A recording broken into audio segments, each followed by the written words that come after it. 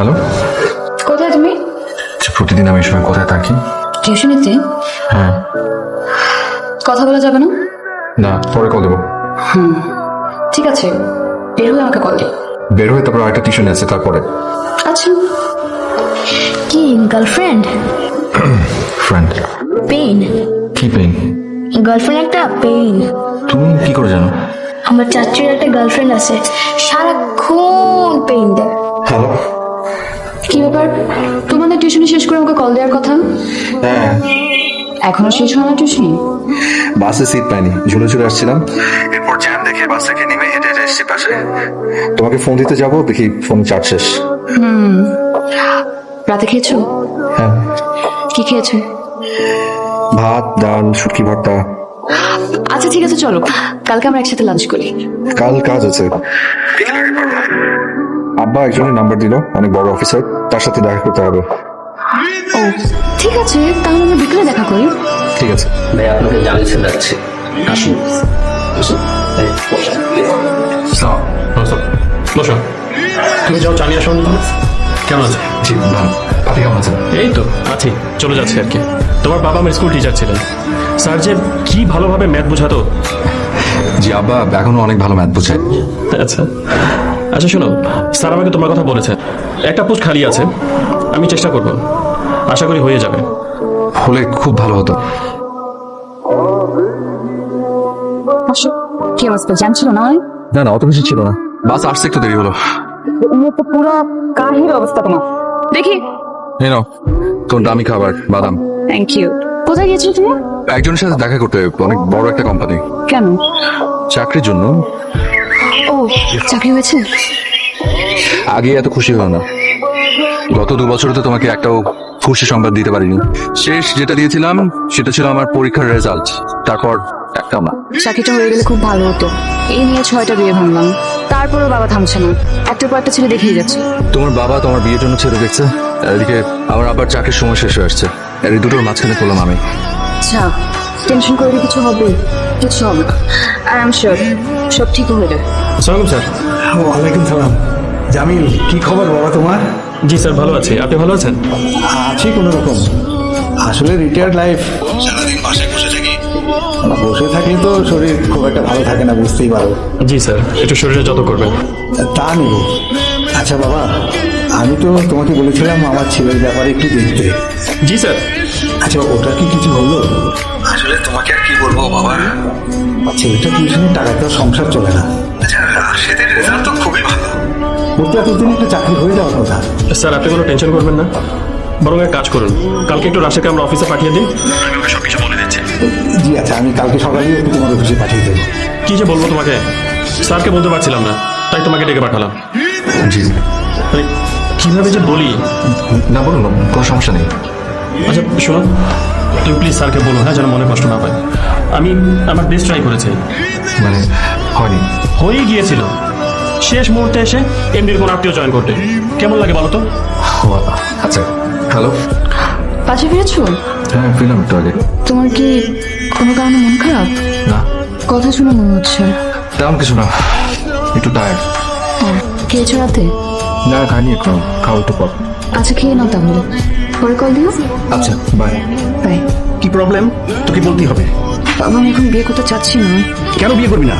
বাবা প্লিজ, আমাকে আর কয়টা দিন সময় দাও। আহা, একই কথা গত 2 বছর ধরে বলছিস। প্রথম বলতি পড়াশোনা শেষ হোক, পড়াশোনা শেষ হলো, এখন আবার নতুন বাহানা। আমি আর সময় দেওয়ার মাঝে নেই। বাবা প্লিজ বাবা।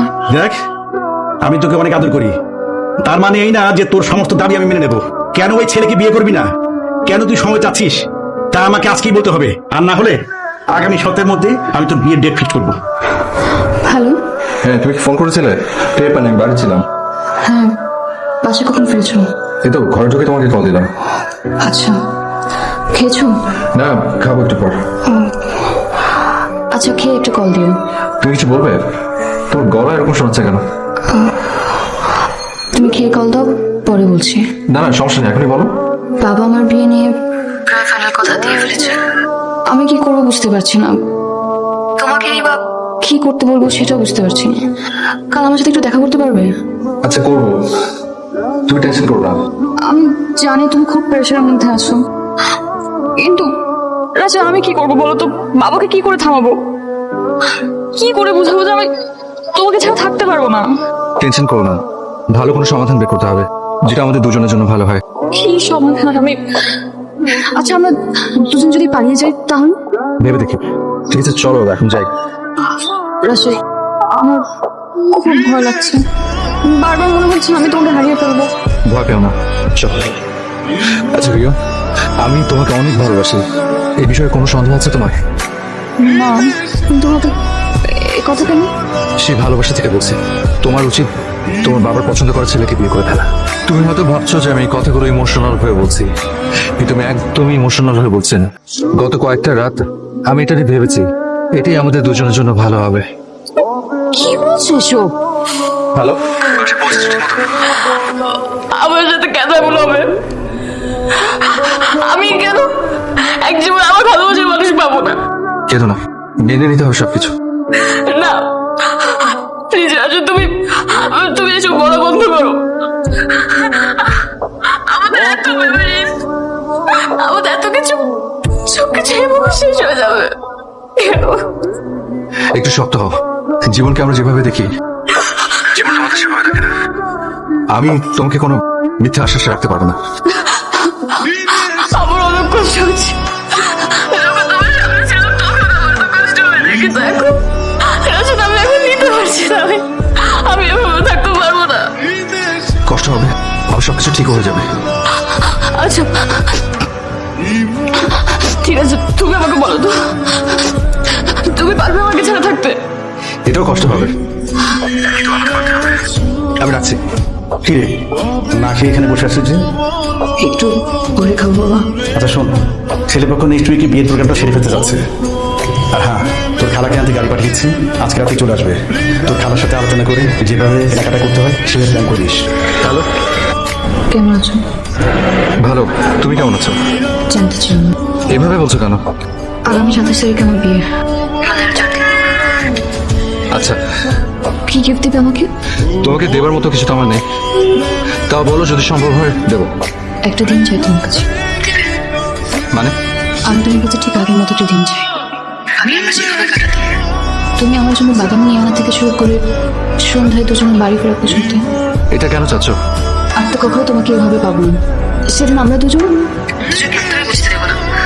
যে কিছুদিন পর আমাদের পৃথিবীটা একদম আলাদা হয়ে যাচ্ছে।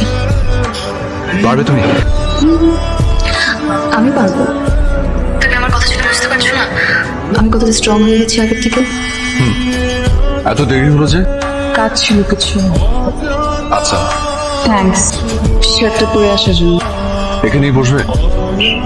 না, চলো একটু সামনের দিকে হাঁটি। আচ্ছা আমাকে দেখতে কেমন লাগছে? সুন্দর। আমার বাদাম আনো নেই? এনেছি। যাও তাহলে। একটু পর আমার চলে যেতে হবে, আজকে নাকি আমার বিয়ে শপিং এর জন্য সবাই বের হবে। ও আচ্ছা, শোনো, তোমার জন্য কিছু জিনিস এনেছি। আগে দিলে তো নিতে না, জোর করলে ঠিকই নিতে, কিন্তু ইউজ করতে না। আজ এরকম করো না, রিকোয়েস্ট। ঘড়ি যদি ভালো লাগে সবসময় হাতে রাখ, এটার মধ্যে একটা পাওয়ার ব্যাংক আছে। সারাদিন তুমি বাইরে বাইরে থাকো, ফোনের চার্জ শেষ হয়ে যায়, তোমাকে ফোনে না পেলে তো তোমার ফ্যামিলি টেনশন করবে। এটাও সবসময় সাথে রাখ। কিছু আই স্পেশাল টিস্যু, পাশে যে বসে থাকবো আর খাটতে থাকবো, আমি তো মুছে দিতে পারবো না, তো এটা ইউজ করবে। আর এটা দেখো, এটার মধ্যে হচ্ছে ডায়েরি। আমার সাথে যদি কখনো কথা বলতে চাও করেন, ডায়েরিতে লিখে রাখবে। হুট করে একদিন এসে ডায়েরিটা চেয়ে বসবো, তখন তোমার সব জমানো কথাগুলো পড়ে ফেলবে না। আর এটা জেসির জন্য চকলেটস। আমি তোমার জন্য কিছু জানলাম না। কে বলেছে? এনেছো তো, এই যে আজকের দিনটা তোমার কাছ থেকে তো এটাই চেয়েছিলাম আমি। হ্যালো, হ্যাঁ এই তো জ্যামে। হ্যাঁ আসছি, আমাকে যেতে হবে।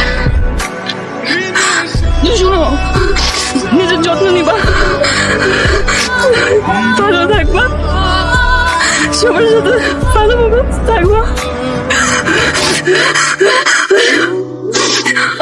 আমি আসি তাহলে।